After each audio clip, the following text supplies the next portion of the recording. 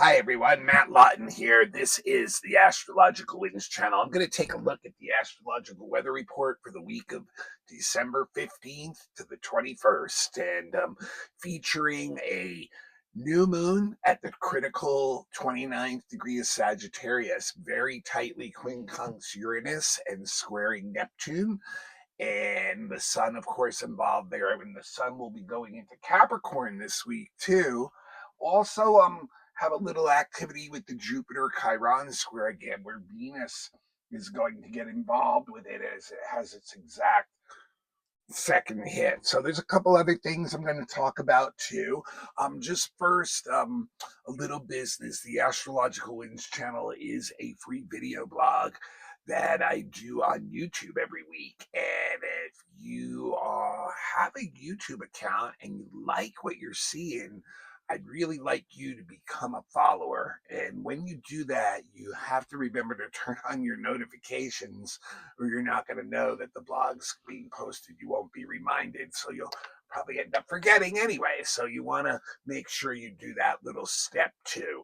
And remember, the blog was a podcast for many years before it was a YouTube channel. It's still available on podcast. Just go to your app, podcast app, type in Astrological Winds channel. You'll see it pop up on a bunch of them, and you can follow me that way too. And I always like the podcast because, if you don't want to, it's the exact same audio that I'm giving on the video, and that way it frees you up. Like, you can be driving to work or school or whatever, and have some time where you can listen but maybe not see visually what's going on, and that gives you a chance to get the blog in. I know we all have a busy life. And also, I do have Astrological Winds channel is set up on Instagram too. So if you have an Instagram account, you become a follower, and it'll show up on your newsreel there. It's always available too on my website, which is www.astrologicalwinds, not Winds channel, winds.com. And you'll see the little tab on top that says blogs, and it's got weeks and weeks of past blogs on. The current blog is there, a little calendar page there. Plus, it has all my menu for all my professional services, as I've been a professional astrologer for over 20 years, giving readings after 7 years of training. And I'd really like to do that for you or someone else. So check that out. It's a great way to support me. And the blog is free. So I ask everybody to pass the blog along as many times as they can. If you can do that, find a new person every time you listen to the blog. I really appreciate that if you can do that. And remember, if you don't know astrology super well, don't get lost on the astrological terms. Listen to the interpretations.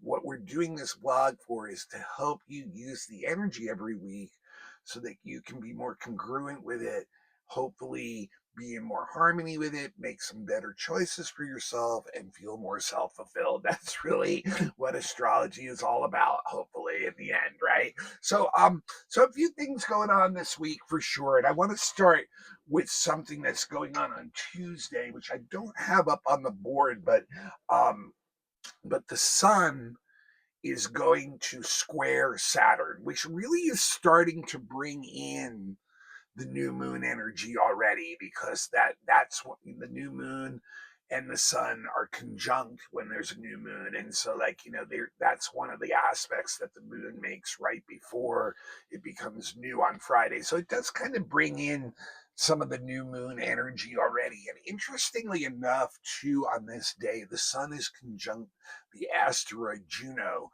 and which, I want to bring that in a little bit. I don't bring the asteroids in too much, but when the sun is conjunct Saturn, life is really testing us. Okay, we can really feel that there's people, that there's circumstances, that there's situations that we are having to deal with, and they're really overwhelming in the sense that they're very difficult to resolve right now.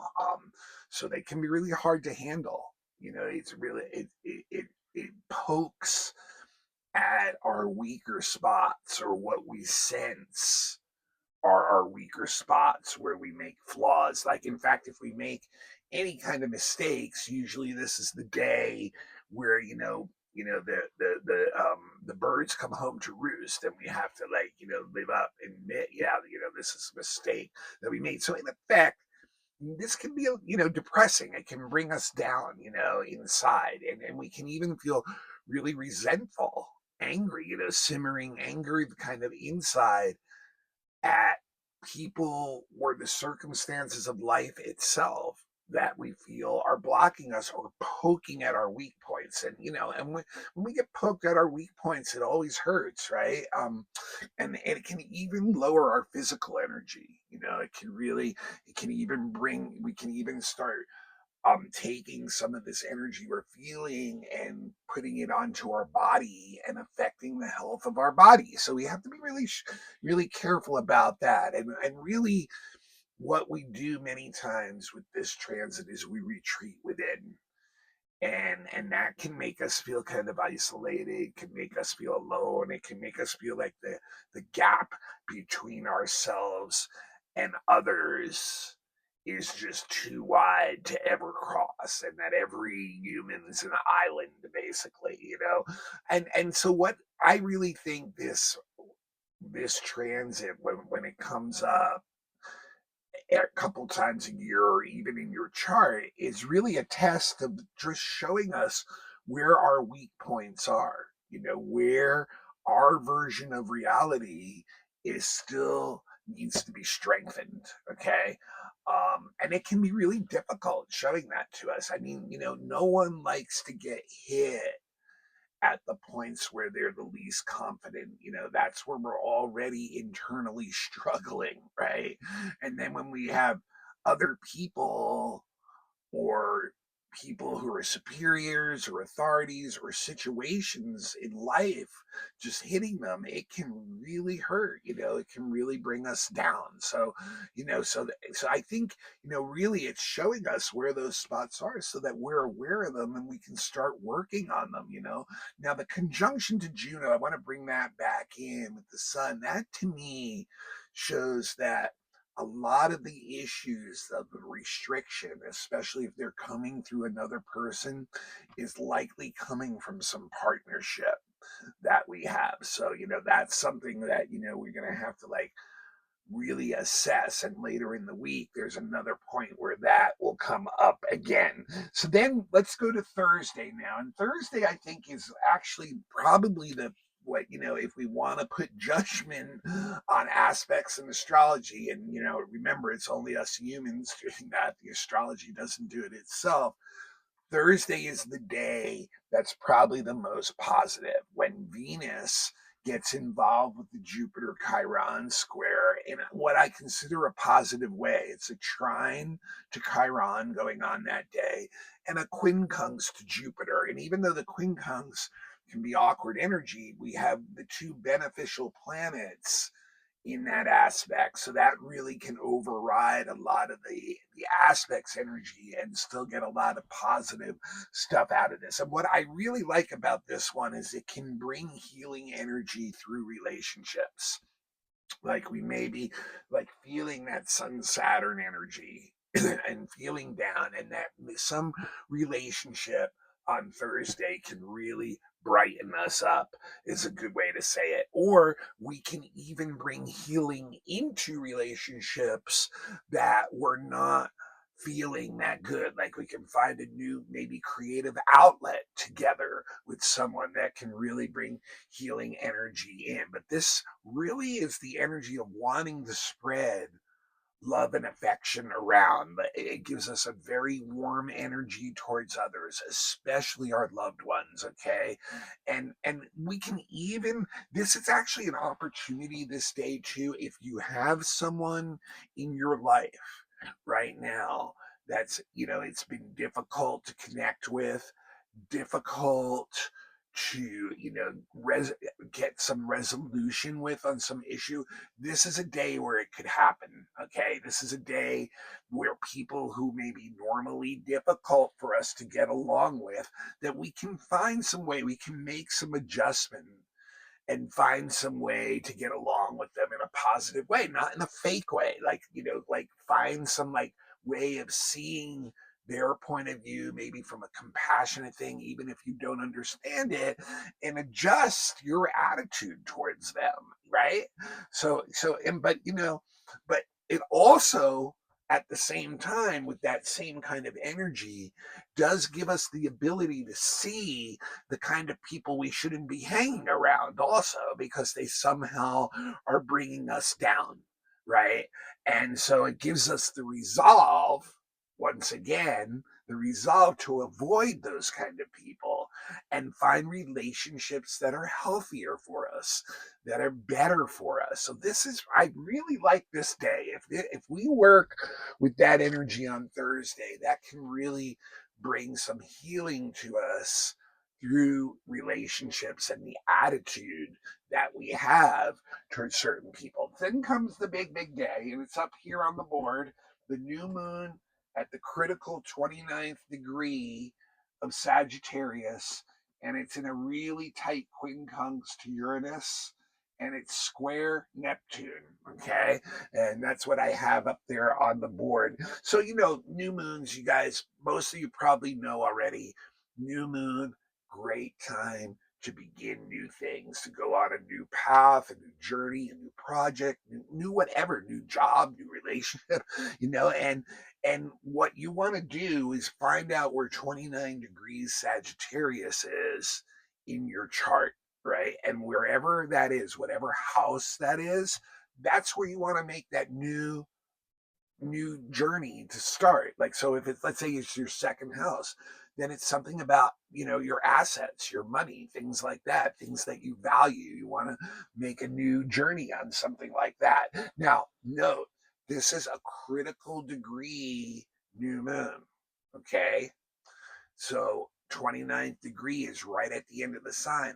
And if you've been listening to the blog before, I've said this before, when things are at the end of that sign, it's like a graduation or left behind point. Like, so whatever we're starting now, if we're doing it right, it's going to take us to another level. If we're falling back into old patterns and not doing it right, it's going to bring us back to the beginning again, and we're going to have to start all over again. So it's a really, critical new moon for the repercussions for our near future. Like, how much, are we going to be able to work with it and make these adjustments and take a big step forward on all kinds of levels? Or are we going to be like, oh, stuck in some old pattern, and we have to go back and relearn the lesson again? So what is the moon in Sagittarius all about? Remember, the moon's always about, right, our emotion, our emotional state, which has so much to do with how we're feeling, secure or not, and what makes us feel secure. And with the moon in Sag, it's all about learning more, about exploring things on a deeper level, secondary knowledge, right? Ready to take that knowledge. Because of that, Sag is a fire sign, right? And it really, because it has this deep interest in learning more, it's always pushing boundaries. It wants to go out to the horizon and take in more. So therefore, there's a great amount of tolerance that's inherently within Sagittarian energy, because it doesn't want to limit what the sources of that deeper knowledge can come from.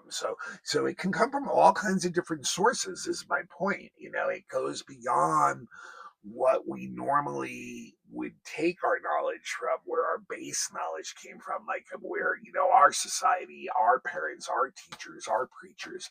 This helps us move beyond that into a bigger way, and what Sagittarius does then is it takes what it's learned, and we start, what's really big to Sagittarius is values, the philosophies of life. What, some people, you can call it religion, even what your religion is. What that does is, when we learn these new things, it expands those things. It gives us, a bigger viewpoint. And so we can adjust a lot of our values. We can adjust a lot of our belief systems, our philosophies of life, and they can become wider. the net can become wider. They can be more growth oriented. They can be very, more tolerant of other people's point of view. In fact, one of the big things that Sagittarius really wants is freedom for itself, independence, to be able to move forward whenever it wants to. And because it wants that for itself, it respects it in others also and will give other people that. And in fact, anybody who tries to hold you back when you're really tapped into Sag energy, you're just going to push forward anyway. You're going to push back against that. So it's very optimistic, enthusiastic, positive energy for the most part. It's willing to take risks where normally we would not be taking those kinds of risks. And so, you know, I think what's interesting about this one too is when you look at the quincunx to Uranus, right? Uranus has a lot of similar energy to Sagittarius, okay? And so the quincunx is like it's bumpy kind of energy. It's something that where the energy can be really awkward in its expression. There's not any similarities going on.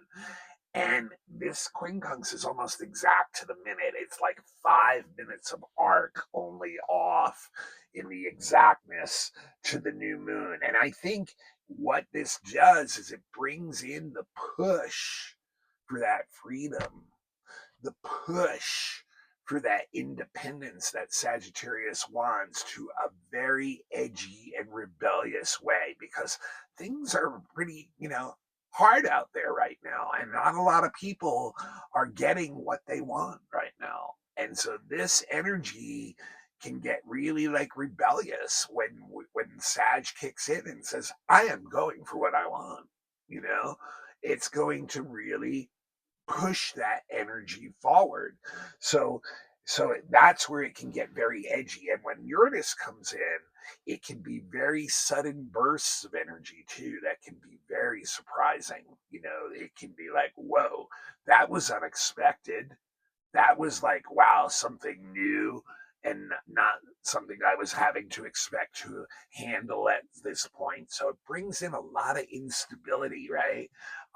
And it definitely, once again, feeds a subjective interest that we have, that is like trying to gain some new insights and knowledge, and therefore can be very like individualistic in the way that happens with Uranian energy mixed in, very alternative, very unconventional, and it can attract us also to people who are very unconventional too. But we don't want to get deep emotionally. Remember, because Sag and Uranus, neither one of them wants to like feel like held down by anybody. And so therefore, deep emotions are what can hold us down, or we perceive that when we get to that. So it's very impatient energy. It's very like rebellious energy, restless energy when it's not getting what it wants, when it's feeling restricted. It can get very obstinate and pushing for what it wants. It can be the hat of the contrarian that we put on.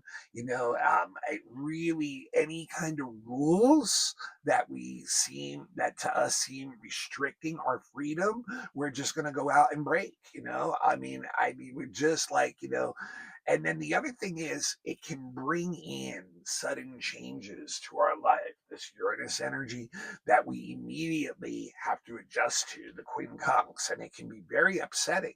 There can be events that come in really quickly and really unsettle us. And the other thing about this, if you try to suppress that Sagittarian and Uranian need for independence, then you have to be really careful because you can take it on into your body. You can get your nervous system all agitated. And once that happens, it starts to go through your body. You might be moving too fast, do something impulsive, hurt yourself, get in an accident, or suddenly you come down with an illness, just like quickly, like boom, It hits you, so very edgy energy added to already very, Sagittarius already kind of being on the edge. This adds edginess to the edge, is what I guess is a good way to say it. And then it has this tight square to Neptune, which has just gone direct. And that is the next exact aspect that the new moon makes. So that usually shows us what is going to happen under the new moon from our actions. So obviously, when it's square Neptune, that's not really the best thing. It shows that we may actually be really off track with a lot of our ideals right now, that they're way too steeped in the idealistic energy that we have, and they're not going to fit into the real world very well. And it can really get us off track. It can get us very diluted. And what happens when that happens is we fall back into feelings of victimhood and into feelings of into habits of addiction, things like that, and so we end up going out into a fantasy world basically to try to escape that reality. And this has the effect of draining our energy, both physically and psychologically. And we can easily be demoralized. And another thing this can bring is bring in temptations then to take like what is like, deceitful courses of action, and then that just ends up coming right back in our face and making the whole situation even worse. So this new moon is really full of idealistic energy, with the Sagittarius, with the Uranus, with the Neptune, and its goals may not be realizable in reality, and we may be setting ourselves up for like an emotionally disheartening time if we get too far out with this and lose too much of our get out of step too much with reality. Now, what's interesting too is Sagittarius is ruled by Jupiter, right? So the ruler of the new moon is Jupiter. And what did I just say about Jupiter? It's locked in the exact second hit of the square to Chiron, which I talked about in the monthly. It was really one of the only two big things happening this month. But to me, what that is really showing you guys is that our belief systems, our own values that are under attack in the real world right now and that are not working correctly in the real world right now, they're being challenged by that. And what I really think about this is that this new moon wants us to look at that, what our belief systems are, what our values are, and realize that we may have created a habit out of those values, out of those beliefs that have us like blocked. That may be this why we're getting blocked. Like we're too habitual with our beliefs, with and that and so they're actually taking us out of the present, and we're living in the past, which Neptune square the moon will confirm that the past is influencing us through the subconscious, right? So we have to be real that this Jupiter ruling this in the square to Chiron is showing, yeah, you know what? Right now, you're using a lot of judgment that are based on values and beliefs that at one time were valid for you, but now they've become a habitual thing. They're your default system, right? And they may not longer be valuable in the present for you, but they're what's blocking you from achieving what you want to do idealistically in this world and getting some of that stuff out. So it's something to really, really look at with this new moon, is to challenge yourself and ask yourself, have your beliefs gotten so stuck, so concrete that they're blocking you from new opportunities now?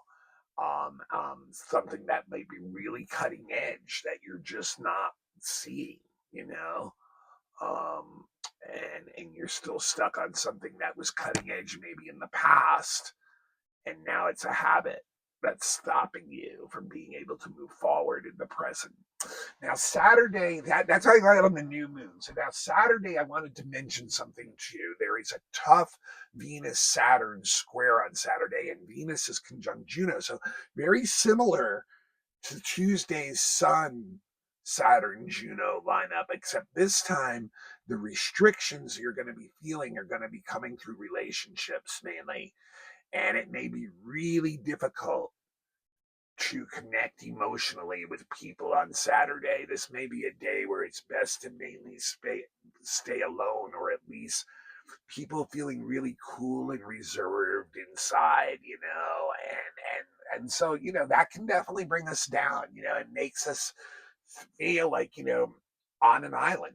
Like okay, but it makes us also assess our relationships in a more realistic, grounded way to decide which ones are actually really worthy of our time, and that can be difficult. It can be like there may be certain ones that are just too demanding, or certain ones where we're feeling victimized all the time, or certain ones where we're lowering our standards of behavior. If those are three of the reasons that you're feeling that towards someone, yes, then it's probably time to start moving away or separating them. Or it could also be showing us that we're being too judgmental of the fallacies in other people, and that we're making them worse than what they really are. I mean, after all, we are all just human beings. None of us are perfect, right?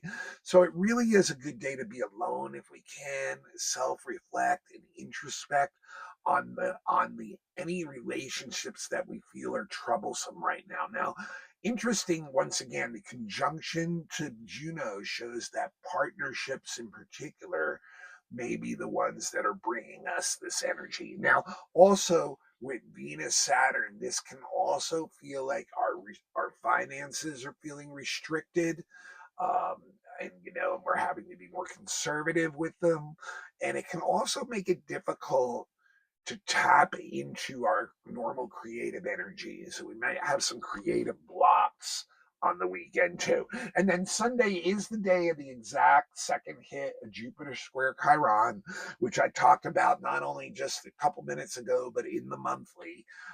So that's one of the two biggest longer term aspects being exact this month.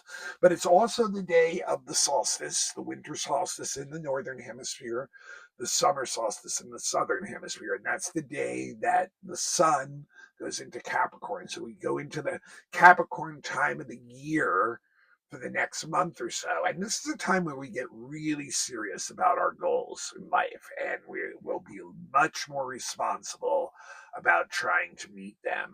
So for a lot of us, that usually means in our day and age, working harder, working harder at our career, trying to realize certain goals, having a really serious way of looking at it. And, Capricorn does have a sense of humor too, and it comes from, seeing things in a very cynical or sarcastic way. But we are very driven when the sun is in the Cap. We are very ambitious, and it's about practical goals that we're aiming for. It's not in a fantasy world. So this can really help start to ground some of this Sagittarius energy. And if we do have some really amazing stuff we came up with, then maybe we can start to bring it back into life, and have it more concrete and real for us. So that's what I got for this week. Now, a lot of times on the solstice, I will do a mundane chart for the United States for the next quarter. So there's a good chance I will do that as an extra blog. So if you want to look out for that, and it's getting close to that, I'll be doing the annual blog for 2026 within the next week or two too. And then next week, I also, we also have some energy going on next week. Venus is going to be very active next week as she is getting near the end of Sag, and she'll be going into Capricorn. So she's going to be hitting a lot of those outer planets as usual. And then even like it looks like we'll have some Mercury actions next week too. So yeah, that's some stuff to look forward to. Like I said, a good chance I'll do a mundane blog for the US on the quarter and year for 2026. Next week's blog, a lot of Venus stuff. And then at some point, probably during next week too, I will try to get that annual blog out for 2026, and that'll just be focusing on the outer planets and the long-term things that they're doing. And it's going to obviously be another really challenging year with Neptune and Saturn going back into Aries. I talked about it a lot last year, and this is when they're going to be in it for good. They won't be going back into Pisces. So a lot of changes coming up to the world. All right, you guys, that's what I got for this week. This is Matt Lawton. This is the Astrological Wings channel. You are going to pass the link along right now to somebody else. If you'd like to give me a currency donation, no amount is too small. It does take me, I do spend money actually putting this service out every month.